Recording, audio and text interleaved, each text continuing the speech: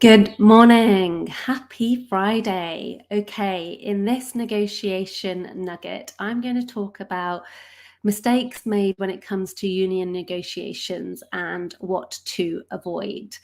This week, I was with a manufacturing client that was navigating some challenges when it came to negotiating with their union. They're in a negotiation, which is a negotiation that comes around every 4 years, which is an enterprise bargaining agreement for their workers.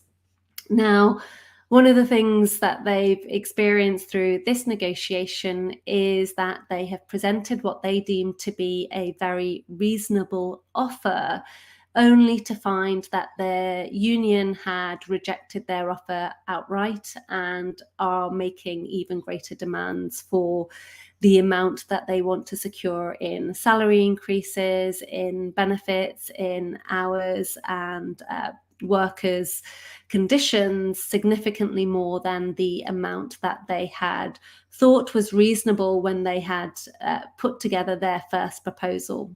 Their interest was all about demonstrating listening, demonstrating a level of care for their employees, and therefore wanted to move this negotiation forward, and had presented their first offer to be what they felt was a very reasonable offer and significantly more than they'd previously offered in prior negotiations in previous years.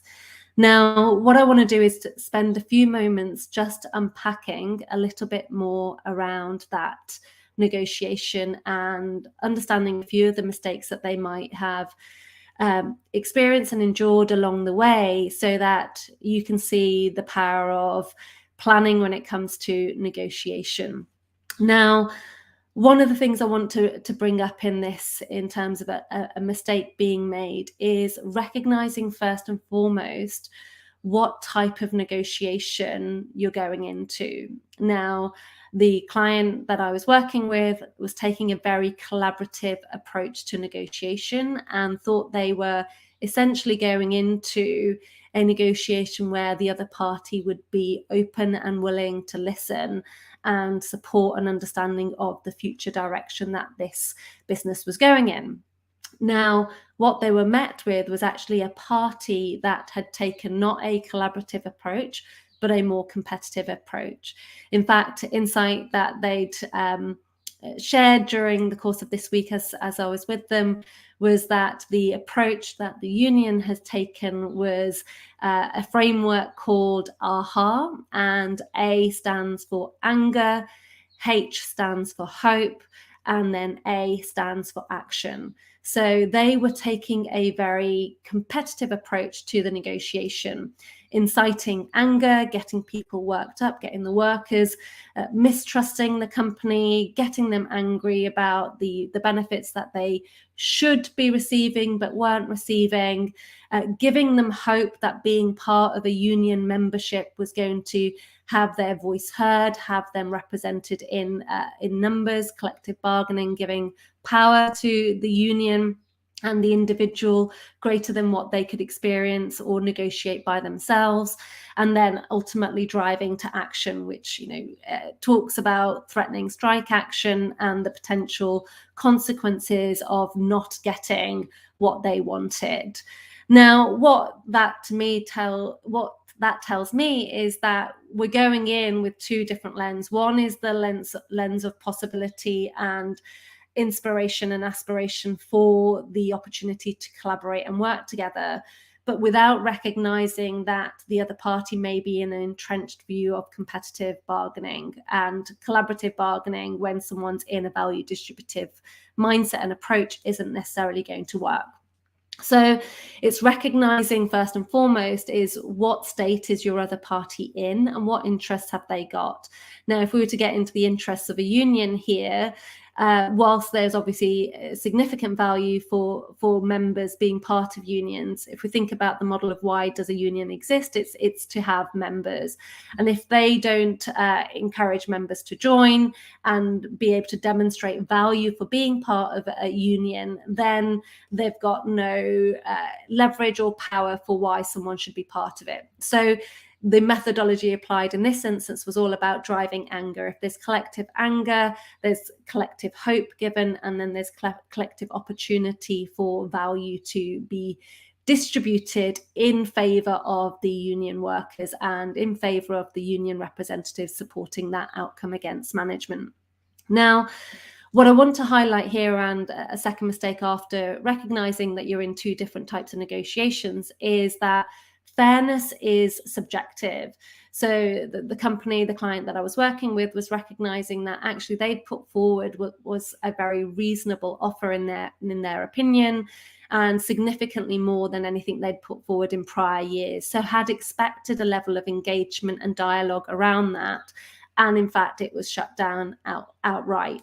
Now, what I want to recognize here is that fairness is subjective. And if you go in with your first offer being deemed to be reasonable and the other party's in a more competitive mindset rather than a collaborative mindset, there is going to be a view that that's clearly not the best offer. And therefore, we will not accept what you might think to be reasonable because clearly there's more available to us and we'd be foolish to accept that. Also, what you've got to recognize is the subjectivity of someone's thinking around this.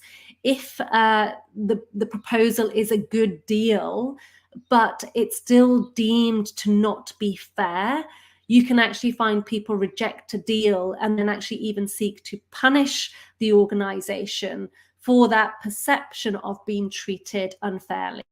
And that punishment could be strikes, it could be walking away from the bargaining table and therefore not negotiating. But recognition that that perception of fairness at a human level drives behavior. And if we are thinking we're fair, but we aren't able to get across that dialogue and that negotiation appropriately in the way we sequence what we do and how we do it, then that fairness is not necessarily going to be perceived by the other party. And so that's a watch out. So the other thing I want to talk about is to recognize ego and interests and the role that also plays in the negotiation. Now, in this environment, you've got unions, you've got management, and you've got elected union representatives that are within the workforce, but also representing the union also. Now, you've got to consider someone's ego and interests in that. Even when a reasonable, in your eyes, proposal is being put down, have you got to the deeper interests of the elected union representative? Because that elected union representative might actually be driven at a deeper level more by the optics of looking to stand firm within the organization and hold a position of authority and leadership in the eyes of the workers they're representing. And even if it's a good deal, they could end up rejecting that deal because the optics of not standing firm and being able to cement their position in the negotiation is of greater value to them. So they'll reject the proposal, even if it's a good deal, because what's of greater value is that being seen to be standing firm. So that's something to be aware of. In terms of then how do you counter this? What are you trying to work with? Well, if you've got a union environment that you're dealing with, that actually the union is inciting the AHA framework for conversation, which is anger, hope, and then action. What we've got to turn the dialogue into is how can you take the power in that emotion out, and how can you create an opportunity for dialogue and engagement? So I've come up with my own little acronym just for ease for this negotiation nugget, and it's talking about EAT. We all want to eat. So rather than it becoming a them versus us scenario, we're looking to get to a point where we all eat. Now, when it comes to EAT, what does EAT stand for? Engage, action, and trust, right? In order to engage the team and the workforce, you've got to look at where is that engagement currently sitting. So if you've got union representation within the organization, where are they most engaged? Are they engaged in the union first and the company second? Where do they get their information? Where do they feel most heard and understood and listened to? Where are they getting facts? Or potential perceived views of being given facts in the organization? Is it through the company or is it through the union? Are the channels of communication for engagement strong, or are you relying on the unions being the provider of the story to your workers? So focusing on deep engagement, focusing on listening, focusing on deep understanding to really demonstrate that there's a level of connection within the workforce that isn't coming from the union directly, but actually is coming from the company directly. So changing that narrative, focusing on the narrative being driven by the organization first and foremost. But also with that then comes the alignment of actions, right? So if you want to engage people, your actions and words have to marry each other. You have to take time to demonstrate listening. Now, the payoff of not creating time for engagement and connection is that you might have production performance elevated for the short term because you focus on metrics around performance. But if you focus on metrics around engagement, what you actually get is a cost associated with that is of time and energy to be invested within an organization so that you can uplift the engagement within the organization to then drive performance as an output of that engagement, but not as a primary performance first and then hoping engagement comes second. And finally, if your actions are aligned to your words, actually what you've got then is demonstrable trust being built with consistency over time. Now, considering trust is a key lever for unions to leverage in terms of generating mistrust within the organization, mistrust with the company, mistrust that the organization has the workers' interests. Trust is going to be a core component that needs to be built in order to move from a competitive negotiation to a collaborative negotiation. If there is no trust within the organization and the workforce, there is no way you can swing the dial from a value distributive negotiation approach into a value creative approach, because in order to create value, you need to look beyond the current variables that are on the table and look to see where there's opportunity to share, trade value, make it conditional, look at what's required. And that requires a significant amount of trust. So just to summarize, this is just a quick share, given that it's a negotiation nugget. There is significant more insights to share on this, but just to summarize that is to recognize first and foremost, what type of negotiation are you going into? Is it collaborative? Is it competitive? Do not assume you have the opportunity to swing a negotiation from competitive to collaborative just by your approach alone. There needs to be deeper trust and engagement built within the organization to essentially swing the power balance so that you're not left in response to a union demand, but actually have taken a more integrative bargaining approach rather than meeting at the table and in an oppositional way. Recognize fairness is subjective, so don't assume because you've been reasonable that it's a good offer that the other party is going to see that as being reasonable. It's subjective.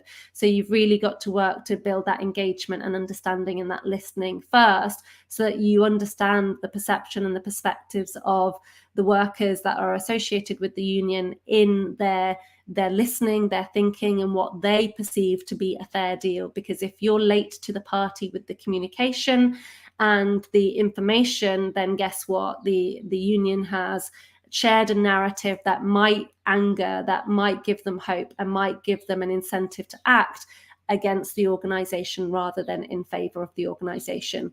Recognize the egos and interests and be aware of how those interests can drive irrational, emotion-led behavior. That doesn't then necessarily mean your reasonable, well-thought, well-structured proposal is going to be accepted. Human behavior and dynamics play a significant role when it comes to negotiation.